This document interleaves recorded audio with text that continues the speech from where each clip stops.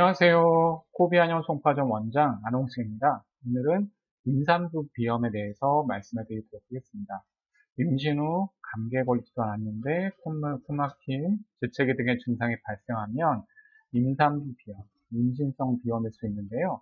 이게 상당히 괴롭죠. 여기에 대해서 어떤 관리법이 있는지 말씀해 드리도록 하겠습니다. 임신 중의 비염이란 임신 중에 코막힘, 콧물 등의 비염 증상이 6주 이상 지속되는 경우를 말하는 거고요. 임신성 비염은 전체 임산부 중에서 약 10% 정도가 겪는다고 알려져 있습니다. 임신 초기, 중기, 후기에 상관없이 콧물, 코막힘, 코골이, 재채기 등의 증상이 나타날 수 있다고 합니다.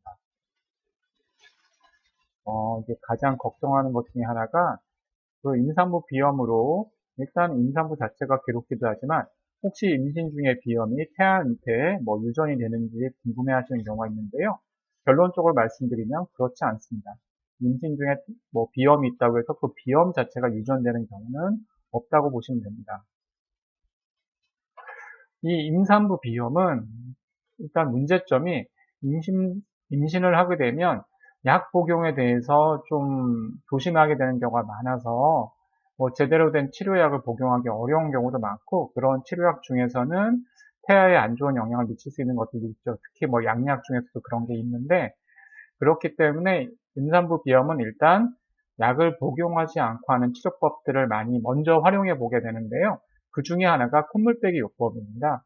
콧물 빼기 요법은 한약을 묻힌 면봉을 코 안에 집어넣게 되면 그 한약이 코에 작용하면서 용이 빠져나가는 방식의 치료법이고요. 임산부 비염에 있어서 일단 먼저 활용해 볼 수 있고요. 아주 심하지 않은 경우에는 이 치료로 좀 더 증상이 완화될 수도 있습니다.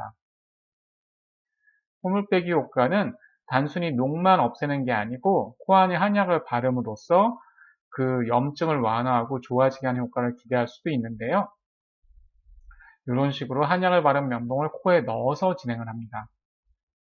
이거 외에도 여러 가지 장비를 활용한 물리요법들이 있을 수 있고요. 이런 뜸요법들은 임산부 비염에 적절히 활용해 볼 수 있는 것들이고요. 여러 가지 치료들이 있을 수 있습니다. 약을 복용하기 어렵기 때문에 이런 치료법들을 적극적으로 활용하게 되고요. 그리고 아무래도 몸이 무겁고 힘들다 보니까 병원에 자주 와서 치료하기 어려운 경우도 있어서 집에서도 비염 관리에 도움이 되는 몇 가지 치료제들이 있는데 이것들을 활용해 볼 수 있습니다. 첫 번째는 통비세븐, 두 번째는 코비수 민트, 세 번째는 금진액이 있습니다. 통비세븐은 코 안에 농을 빼는 데 도움되는 효과를 가진 한방 외용제이고요. 코비수 민트는 코의 염증을 완화하고 코 점막을 촉촉하게 유지하게 하고요. 금진액은 코 점막의 손상을 회복시키고 코 점막을 튼튼하게 하는 역할을 하는 한방 외용제입니다. 그리고 비염에 좋은 음식으로 그 임산부 비염을 관리하는 데 도움을 줄 수 있는데요. 도라지에는 사포닌 성분이 많이 들어가 있어서 호흡기 면역력이 좋고요. 코 염증 완화, 농을 배출하는 데 도움이 된다고 알려져 있습니다. 그리고 생강은 몸을 따뜻하게 하고 기침을 멈추게 하고 코의 염증을 완화하는 데 도움이 된다고 알려져 있습니다. 대추도 코 점막의 혈액순환을 촉진시키고 염증을 완화하는데요. 앞에 말씀드린 생강과 같이 배합해서 쓰면 더 좋다고 알려져 있습니다.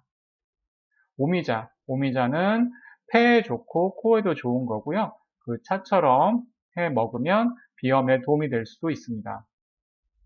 그리고 비염에 도움되는 생활습관, 차가운 음식을 금지하는 게 좋고요. 적당한 온도, 그리고 코 속의 습도를 유지해주고 밀가루 음식을 많이 먹는 것은 비염에 좋지 않다고 알려져 있고요. 찬바람을 많이 쐬는 것도 좀 조심해 주셔야 합니다. 그리고 그 비염에 도움되는 지압점이 있는데요. 영향열 지압. 코 양옆에 있는 이 부위가 영향이라고 하는데요. 향기를 맞이하는 곳이라는 의미가 있는데 이 양쪽 영향열을 손가락으로 3초 정도 누르고 2초 정도 쉬고 이 행동을 10회 정도 반복해주면 비염 증상 완화에 도움이 되고요. 비슷한 방식으로 인당열, 눈썹과 양눈썹 사이 여기를 지압해주는 것도 도움이 될 수 있습니다. 그리고 따뜻한 핫팩이라든지 손을 따뜻하게 비벼서 코 주변에 대는 등의 코찜질, 코 주변을 따뜻하게 해주는 것도 비염 증상 완화에 도움이 될 수 있습니다. 임산부 비염에 있어서 약을 먹지 않고 관리할 수 있는 여러 가지 것들에 대해서 말씀드렸습니다. 좀 도움이 되셨나요? 좋아요, 구독하기 부탁드립니다. 감사합니다.